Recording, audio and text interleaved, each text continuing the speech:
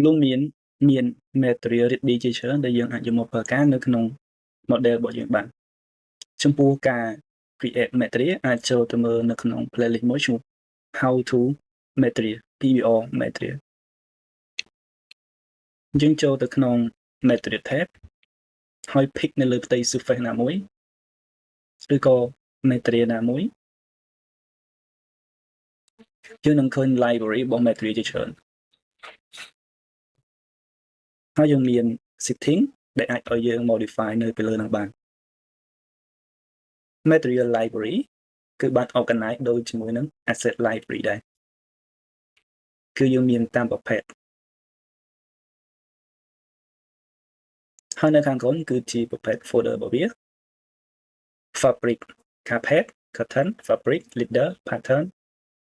wrap ហើយនិង wallpaper យើងចូលទៅក្នុង plastic គឺវានឹងមានប្រភេទ category ផ្សេងទៀត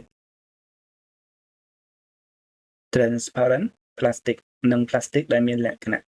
ទូទៅ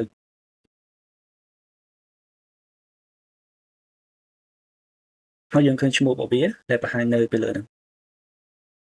Thai ជាងគ្រាន់តែ select នៅលើ material ណាមួយដែលយើងចង់ប្រើគឺវានឹង preview នៅក្នុង scene របស់យើង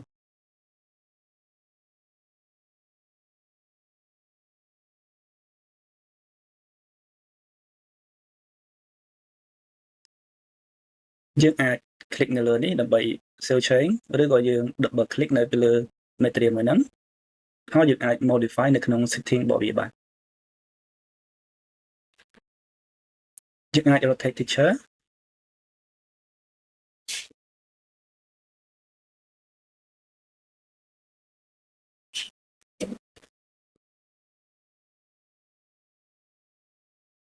ពេលដែលយើងអូខេហើយយើងអាច click apply save change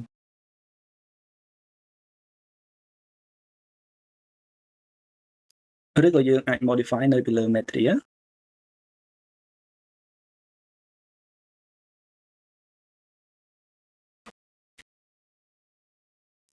stone យើង double click ឬក៏យើងអូខេជាមួយនឹងលក្ខខណ្ឌហ្នឹងសិនដែលអត់ចាំបាច់ modify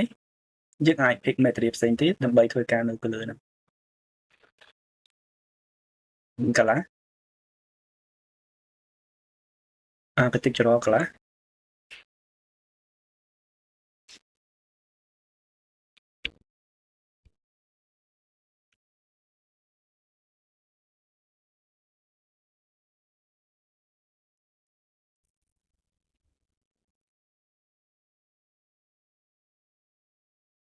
ពេលដែលយើងអូខេជាមួយនឹង material ដែលយើងបាន select ហើយយើងធ្វើដូចគ្នាដែរគឺ save change អញ្ចឹងយើងអាច modify material ម្ដងច្រើន material ជាមួយគ្នាឬក៏យើង modify មួយហើយយើង save change ដើម្បីការពារកុំឲ្យវាមានបញ្ហាដោយចៃដន្យ